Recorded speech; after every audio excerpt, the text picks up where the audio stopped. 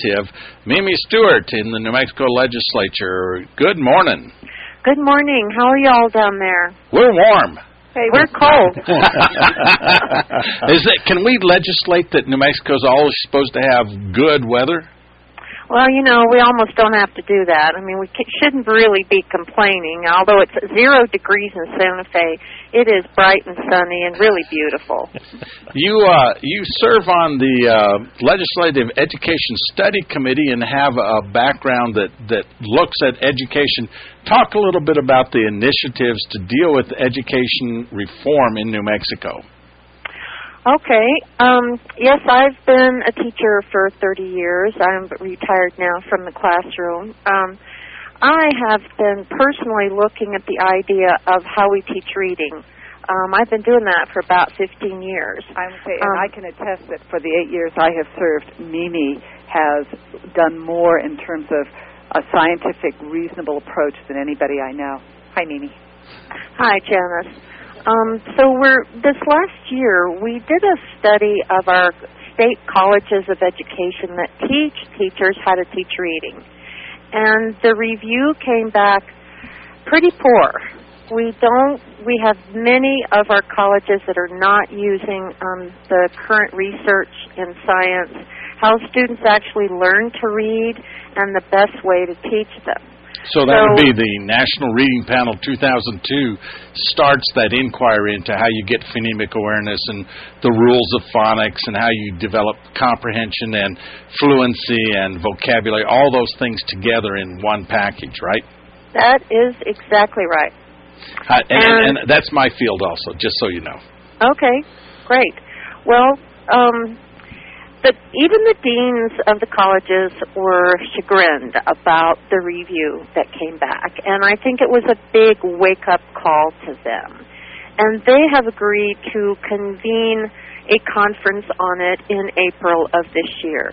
But in the meantime, the LESC is promoting several bills. One of them I'm carrying, House Bill 74, that basically says to the PED within a year and a half, let's put a rigorous test in place to test these teachers coming out of our colleges to know whether or not they know how to teach reading.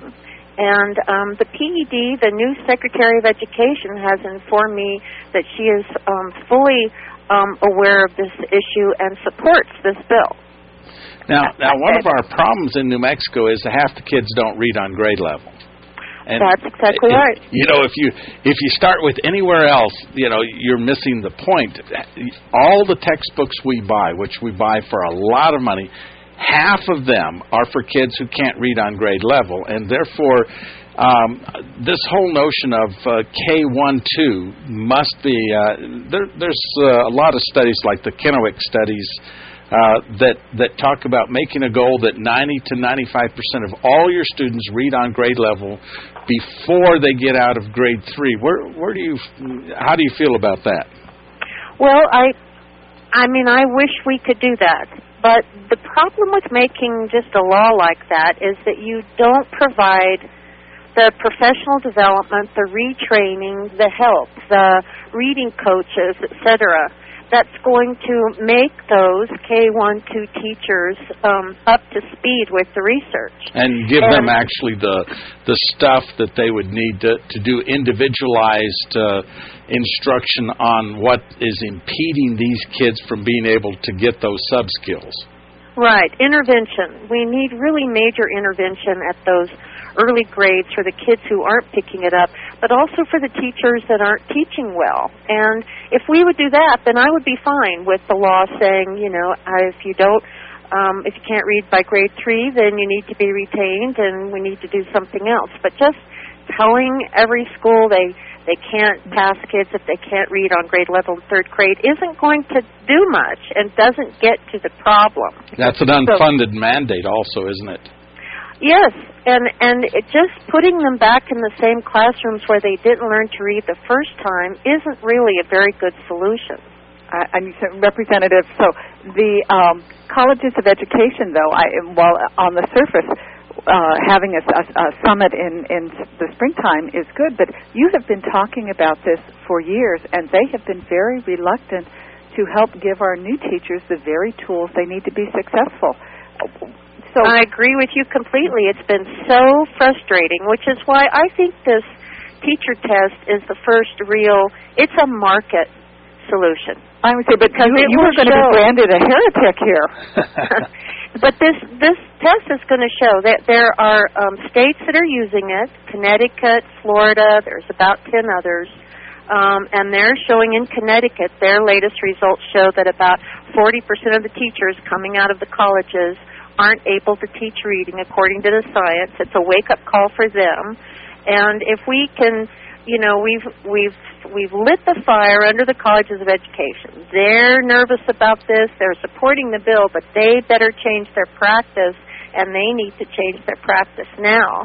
And this test will see which of these colleges of education is doing the job. We do have a couple.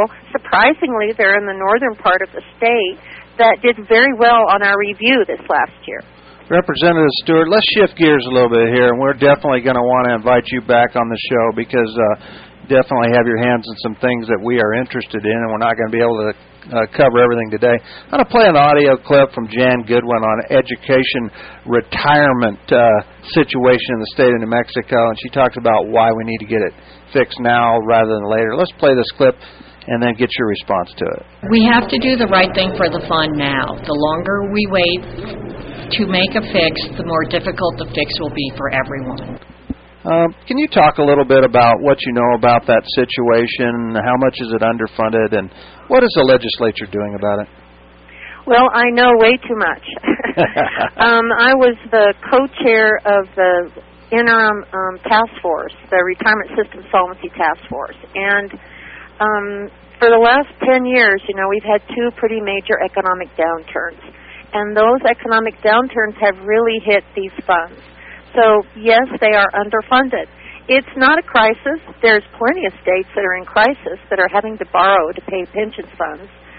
But Jen is absolutely right. If we don't do something now, it's going to cost us more down the road. So there's about 6 or 7 bills offered. So let me tell you the ones I don't like. There's a couple of bills that increase contributions on both the employee and the employer. Those aren't going anywhere because the state doesn't have the money. Now, there's a big difference between the ERB and the PERA. PERA has been funded at the level that consultants tell us to fund it for years, about a 2-to-1. 8% from an employee, 16% from the state. The ERB has basically been 1-to-1, about 8% from the employee, about 8% from the state. So we have to try to move more into having a higher rate from the employer. But I believe there are internal changes that we must make. I don't want to reduce benefits because, you know, we don't have very good salaries in New Mexico, and so the retirement isn't that great. For ERB, the average is about $25,000. Can you live on $25,000 a year? Well, if you paid off your house, you paid off your car, and you don't have any kids at home, etc. But the issue for me and the bill I'm offering is that we don't have any minimum retirement ages. So if you're in PERA, you can retire. You start working at 20. You retire at 45. At 47, you start getting a cost of living adjustment of 3% a year from then on. By the time you actually reach retirement age, 65, you've probably made more in your retirement than you ever did as an employee. So my bill is going to propose a very modest minimum retirement age of 55. We have about a third of our PERA employees and about a third of our ERB employees that retire before that. For ERB, the average retirement age is about 59. So we're only asking people to work a few more years so that those funds get better. And I'm also going to change the PERA cost of living to line it up with the ERB, to not go into effect until you're 65 and be tied to a consumer price index. So that was a lot. Representative Stewart, we only have about 45 seconds left. What is the support for your proposal on both sides of the aisle, in your party and on the other side? Well, you know, as you might imagine, the unions don't like it, and so it's going to be an uphill battle for me. I'm working it. It's going to be up in committee tomorrow. I'm hoping people will take me seriously on this.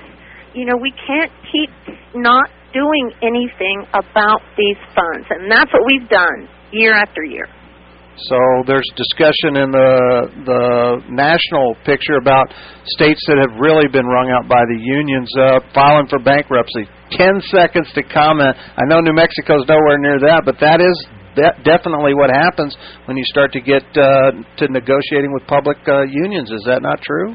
Well, you know, the unions play a good role. And, you know, they work hard and they don't make much money. So, you know, I believe they deserve a good public pension. But we have to make sure that it's paid for. We have to make sure that the employees are doing their fair share. And, you know, I want to work with the unions, and I think I'll be able to.